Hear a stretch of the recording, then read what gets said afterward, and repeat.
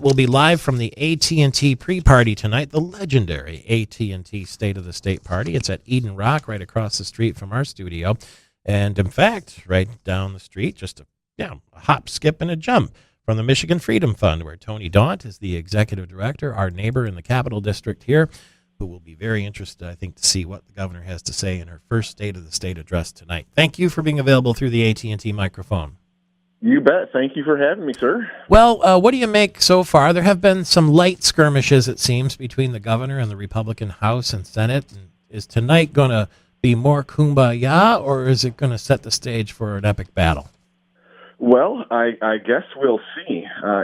We've certainly had, for the first month or so, there was a lot of talk about bipartisanship and the governor making the right moves and saying the right things related to that.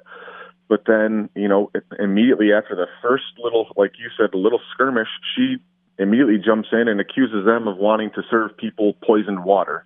And I think that's a really interesting way to show bipartisanship. And hopefully, what we'll hear tonight is maybe an apology for that. Well, I suggest that you could wish in one hand, and you know the rest of the phrase, right? Indeed. I've heard that many times from my mother. But the governor is given, 14 years in the legislature, she's always been given to sort of hyperbole, hasn't she? And that's true. There's certainly a bit of that from folks in politics, and she is known for her kind of fiery speeches on the floor of the legislature when she was there.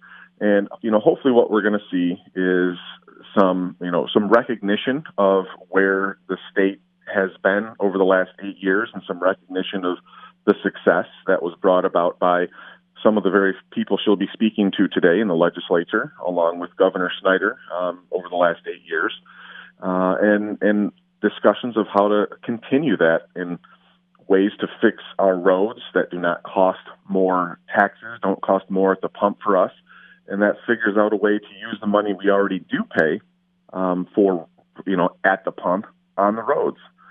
Ways to enhance choice for school children and for parents, and ways to just continue our economic growth without adhering to some of the tropes that the left wing base may want to hear. What are you fearful you're going to hear?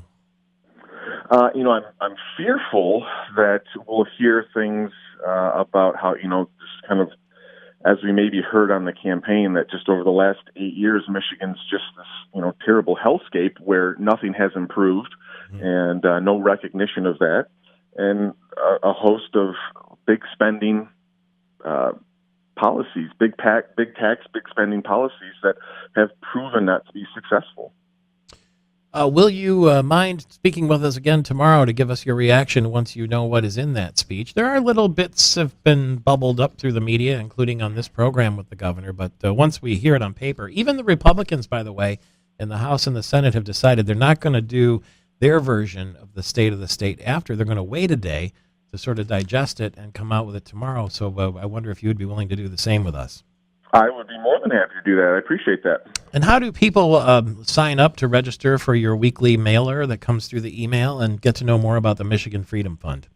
Great question. Go to MichiganFreedomFund.com, and there's a link there on our homepage where you can enter in your email information, and we'll get you added and get you added to the list of wisdom we send out every week.